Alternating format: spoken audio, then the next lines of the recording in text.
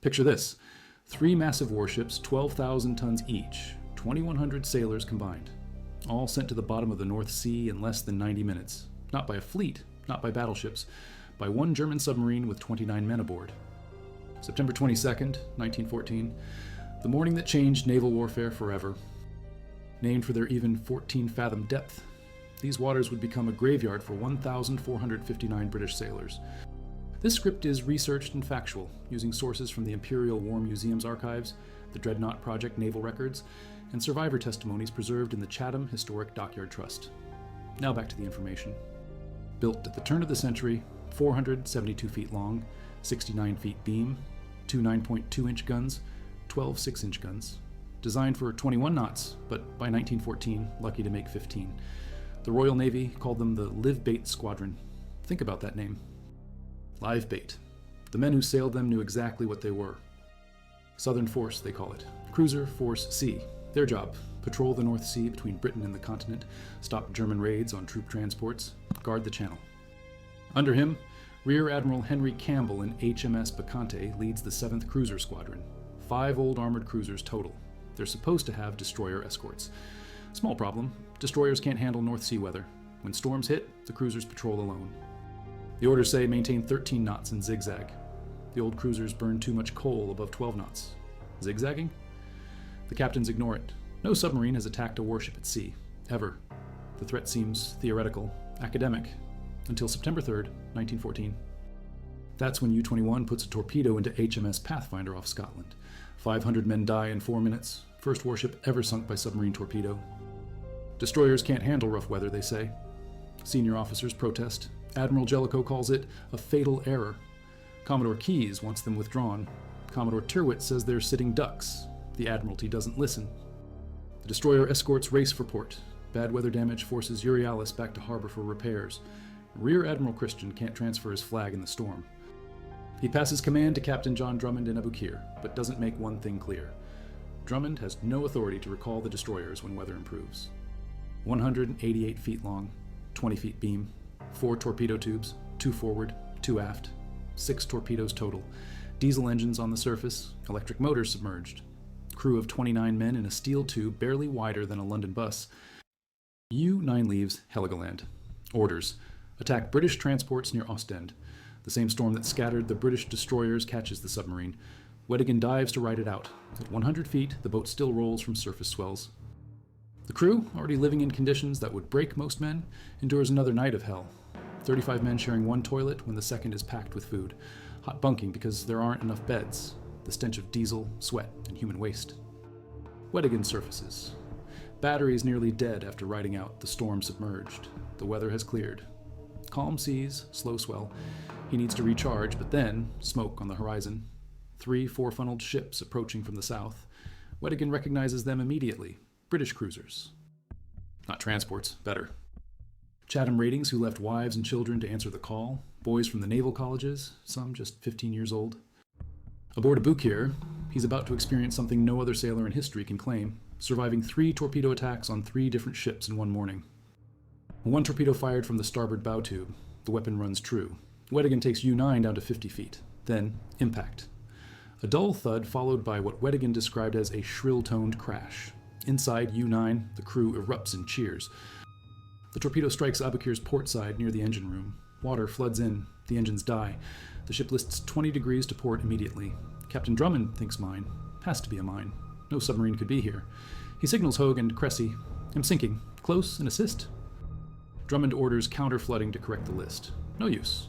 Only 1 boat can launch. The explosion damaged the others, and with no steam, the winches won't work. 760 men, 1 boat.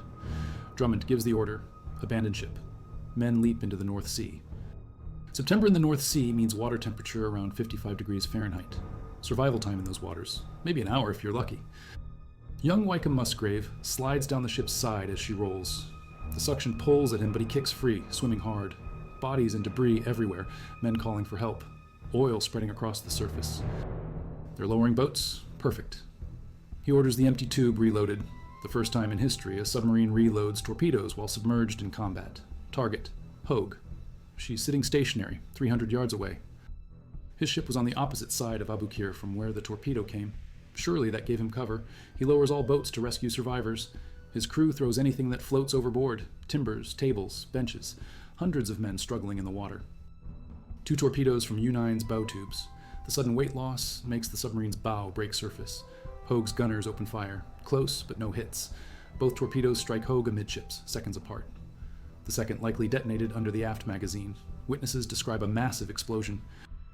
Inside Hogue, Commander Reginald Norton feels the first impact. He's ordering damage control when the second torpedo hits. The ship lurches. Norton later wrote, "I clung to a ring bolt for some time, but eventually was dropped onto the deck, and a huge wave washed me away." Nicholson orders abandon ship, but Hogue's boats are already in the water, picking up Aboukir's men. Hundreds more sailors leap into the oil-slicked sea. 10 minutes after the first torpedo, Hogue capsizes. Unlike Aboukir, she goes down fast. Captain Robert Johnson of Cressy has seen U-9's periscope. He knows exactly what's happening. He orders full speed, tries to ram the submarine, misses, then faces an impossible choice: steam away and abandon hundreds of men in the water, or stop and risk his ship. Cressy lowers her boats. Johnson maneuvers his ship, trying to shield the rescue operations while watching for periscopes. His gunner, Mr. Dougherty, spots one 300 yards to port, opens fire. Dougherty swears he hit it. Men on deck cheer. But it wasn't U-9. Weddigen has maneuvered U-9 around the rescue scene. Battery's almost dead, but he's determined. Range, 1,000 yards. He fires both stern tubes. One torpedo misses. The other strikes Cressy's starboard side. The damage isn't immediately fatal. Johnson keeps his ship moving, still trying to save men in the water. But Weddigen isn't finished. He brings U-9 around, lines up his last torpedo, 550 yards. Perfect shot. The torpedo strikes Cressy's port side. Young Wycombe Musgrave has made it to Hogue just as she was torpedoed. Now he's swimming toward Cressy. He grabs the ship's side as the first torpedo strikes. Somehow he gets aboard, makes it to the sick bay with other survivors. Then the second torpedo hits. Cressy lists heavily to starboard. Black smoke pours from her hull. Johnson orders abandon ship, but most boats are already gone, filled with survivors from the other ships. Men slide down her sides as she rolls. Some are crushed between the hull and rescue boats. Others jump and miss the water, hitting debris. Around him, over 1,000 men struggle to stay alive. Some hold onto wreckage. Others form human chains, trying to share body heat. The water is full of bodies, living and dead. For 20 minutes, she floats bottom up, men clinging to her barnacled hull. Then she goes down. In 90 minutes, U-9 has fired 5 torpedoes and sunk 3 major warships, 44,000 tons sent to the bottom by a 500-ton submarine. Hundreds of men in the water, oil everywhere, debris, bodies, overturned boats. Men who can't swim cling to anything floating. Those who can swim try to help others. Officers organize survivors into groups, keeping spirits up. But the cold is killing them. Every minute in that water drains more life. Between them, they save 433 men. Flora takes 286 aboard, every space crammed with exhausted, oil-soaked survivors. Another trawler, JGC, saves dozens more. These fishermen risk their boats and lives. Some survivors are so covered in oil they're unrecognizable. Others are too weak to grab rescue lines. 3 ships torpedoed under him, but he survives. Later, his daughter Prue Bailey Hamilton will tell the BBC, "He went overboard when Aboukir was going down and he swam like mad to get away from the suction. He was then just getting on board Hogue and she was torpedoed. He then went and swam to Cressy and she was also torpedoed. He eventually found a bit of driftwood, became unconscious, and was eventually picked up by a Dutch trawler. The rescue is mostly over. 837 survivors total. 62 officers and 1,397 ratings dead. 527 from Aboukir, 377 from Hogue, 555 from Cressy.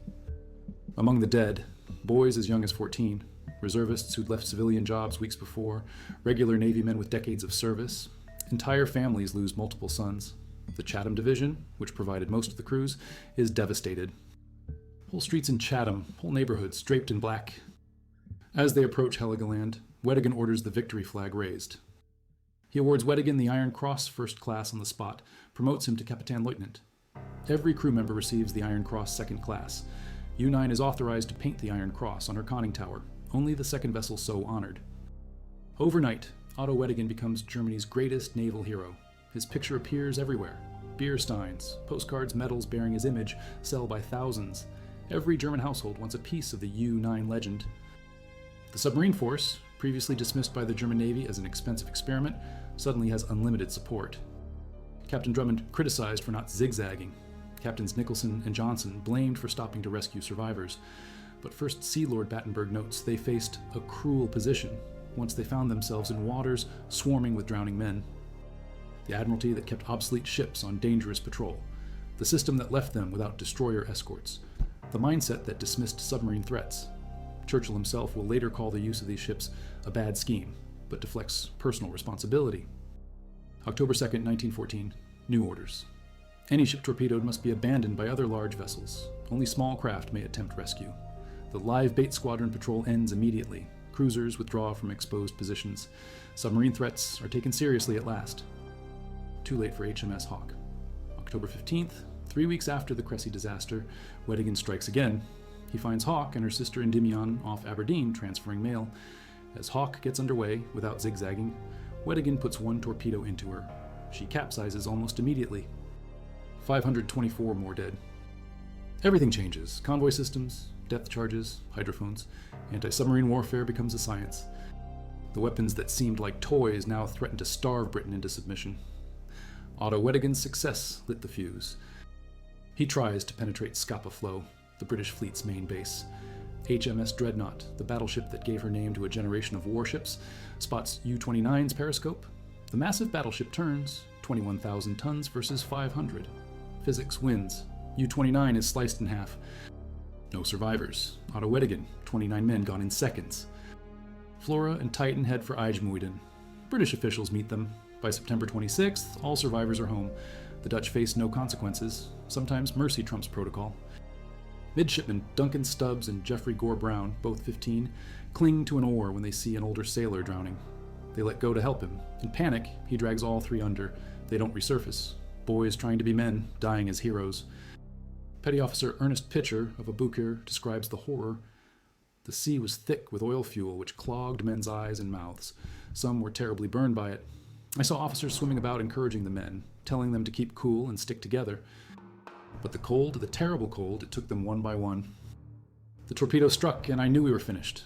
I found myself in the water, swimming through oil and wreckage, bodies everywhere. His last signal to the bridge, water above furnace floors, abandoning engine room. He didn't make it out. Gun crews remained at posts with nothing to shoot at. Damage control parties worked until water swept them away. Another, clinging to wreckage, called out, "I joined the Navy to see the world, and what do I see? The bleedin' North Sea? The oil that made breathing agony, the cold that turned strong swimmers into corpses, the debris that killed as surely as torpedoes, men crushed by floating wreckage in the dark water." Johannes Spies, Weddigen's first officer, writes a book. Every crew member can name his price for appearances, but they know the odds. U-boat service means probable death. Glory today, gone tomorrow. Thousands of vessels, hundreds of thousands of men dedicated to fighting U-boats.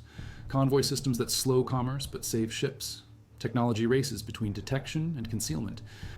The Battle of the Atlantic in the next war will be won by margins measured in the lessons of September 22nd, 1914. Divers report the wrecks collapsing slowly, claimed by the sea. Fish swim through gun ports that never fired in anger. Anemones grow on bridges where captains made impossible choices. Hogue broken in half, her magazines detonated. Cressy upside down, torpedo holes visible. Around them, scattered debris, a ship's bell, shoes, brass fittings. The remains of 1,459 men who answered their country's call. Winston Churchill later wrote of the men's chivalrous stupidity in stopping to rescue survivors. Easy words from a desk in Whitehall. The men in the water that morning saw it differently. They saw shipmates drowning, brothers in arms dying, the choice between duty to safety and duty to humanity. They chose humanity and paid the price. The submarine that changed naval history cut up for metal. Only photographs remain. He rarely spoke of it. When asked, he'd say simply, "I was lucky. 1,400 other fellows weren't." Between 90 minutes that shattered every assumption about naval warfare. No fleet action. No dramatic surface battle, just one submarine, 5 torpedoes, and water cold enough to kill. In its halls, portraits of admirals who sent the live bait squadron to die. They learned the lesson too late. Technology changes everything. Pride and tradition sink as fast as iron. The sea doesn't care about your ribbons, or your battleships, or your centuries of naval supremacy. U-9 proved one truth that morning. In modern war, David beats Goliath. The smallest vessel with the newest weapon trumps the mightiest ship fighting the last war. Every torpedo that struck home that September morning echoed through the decades. Pearl Harbor, the Falklands. The age of the submarine began in the broad 14s. The water took them all the same. Schoolrooms that would never fill again. Chatham bled that September and the wound never fully healed. Streets across Germany bear his name still. In Britain, no monuments to the live bait squadron, only graves beneath the waves and names on memorials to the missing. Never assume yesterday's tactics work tomorrow. The submarine was supposed to be a coastal defense curiosity. Instead, it nearly won 2 world wars for Germany, all because one morning, one commander proved what was possible. 44,000 tons of warship versus 500 tons of submarine. 2,100 British sailors versus 29 Germans. 5 torpedoes fired, 5 hits. 1,459 dead, 0 German casualties. Mathematics of revolution. But numbers don't capture the water's temperature, the oil's thickness, the scream's volume, the silence after.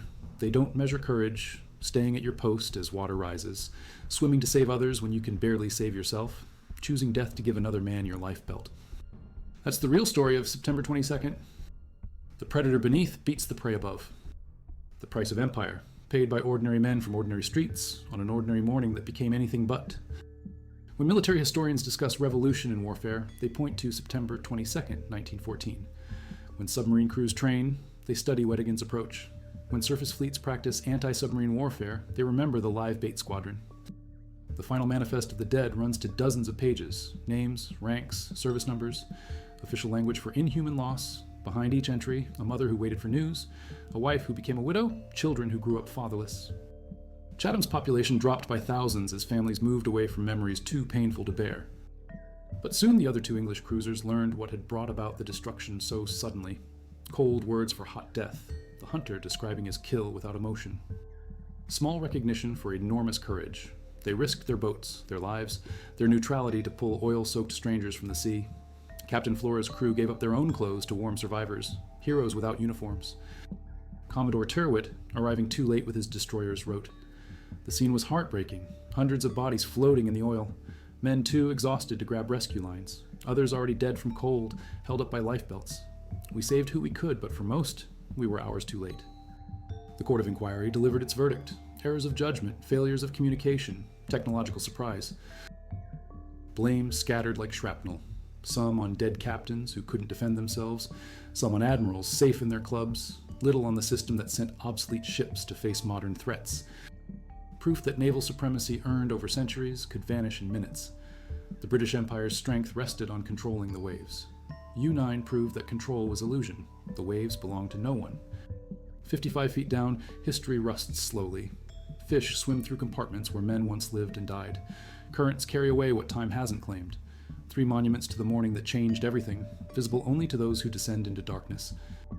The submarine force born from U-9's success would nearly strangle Britain twice.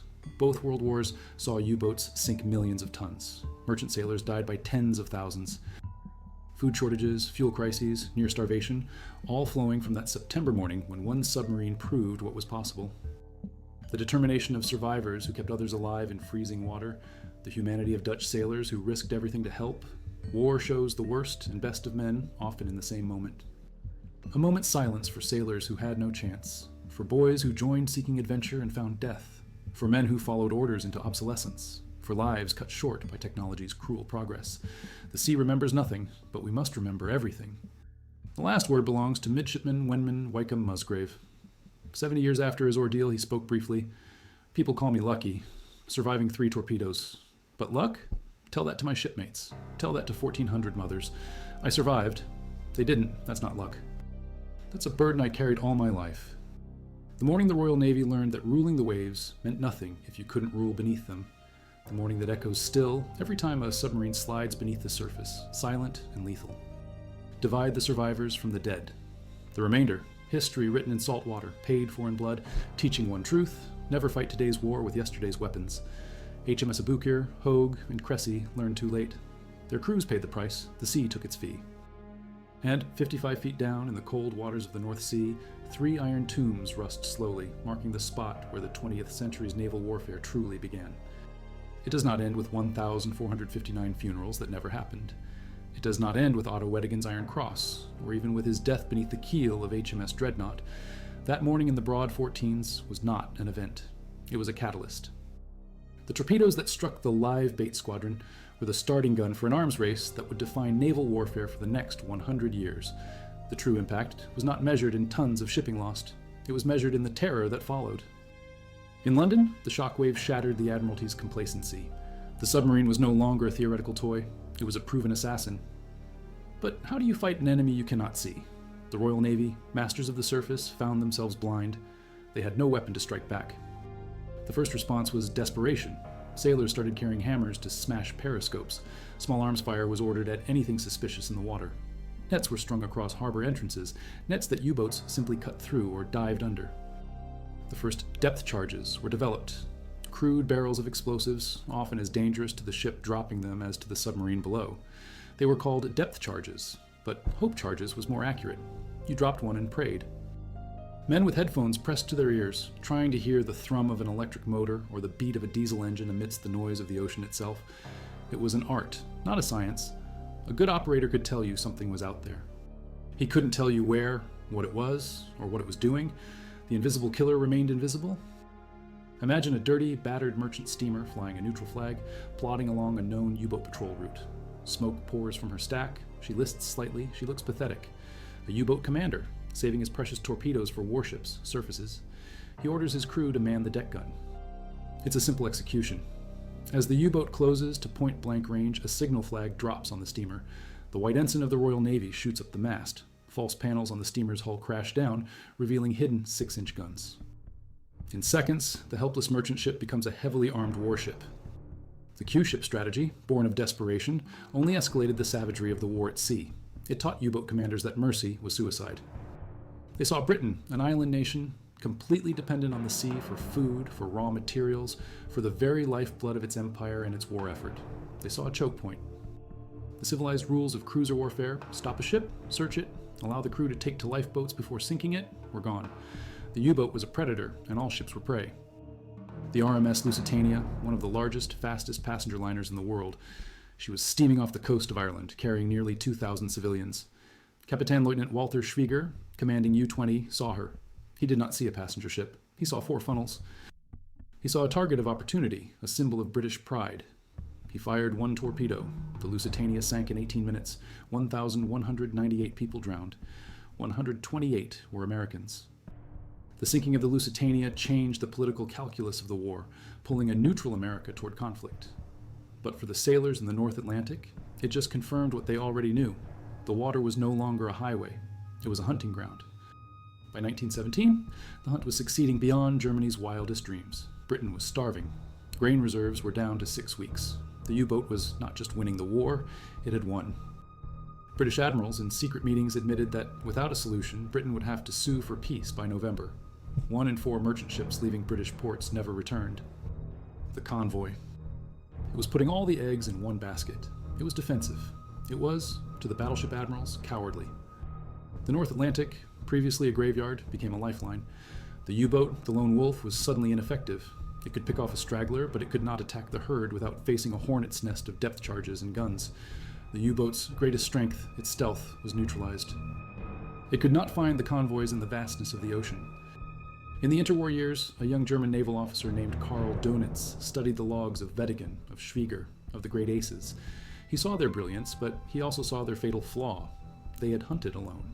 The convoy system had defeated the lone hunter. Dönitz had a new idea. If one wolf cannot bring down the herd, you do not abandon the hunt. You form a pack. They would shadow a convoy, surround it, and then at night they would strike all at once, from every direction. The Battle of the Atlantic, Phase 2, was the Cressy disaster scaled up to oceanic proportions. It was Weddigen's 90-minute revolution turned into a 6-year campaign of attrition.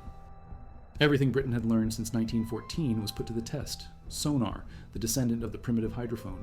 Radar, which could spot a surfaced U-boat at night. Air cover from long-range bombers. Code breaking, which allowed the Allies to read Dönitz's secret signals to his packs. It was a war of technology and intellect, fought in the freezing dark, and it was the single most important battle of the war in Europe. If the convoy lifeline had been cut, the war was lost. Every depth charge that exploded in 1943, every merchant sailor who watched a torpedo track cut through the water, every sonar operator straining to hear the faint ping of a submerged steel hull, they were all living in the world that Otto Weddigen and U-9 had created. The three wrecks, Aboukir, Hogue, and Cressy, still lie where they fell. They are more than war graves. They are the foundation stones of modern naval warfare. They are a monument to the moment when the battleship, the symbol of power for 400 years, became a dinosaur. They are the headstone for 1,459 men who died because their commanders were fighting the last war. The legacy is the nuclear submarine, patrolling today in total silence, armed not with 6 torpedoes, but with intercontinental ballistic missiles. The principle is the same. The invisible ship, the unseen weapon, holds the fate of nations in its hands. The 90 minutes it took to sink the live bait squadron proved that the true master of the sea is not the one who rules the waves, but the one who rules beneath them. The echo of those 5 torpedo explosions on September 22, 1914, has never faded. It is still the sound that naval planners, even today, fear the most.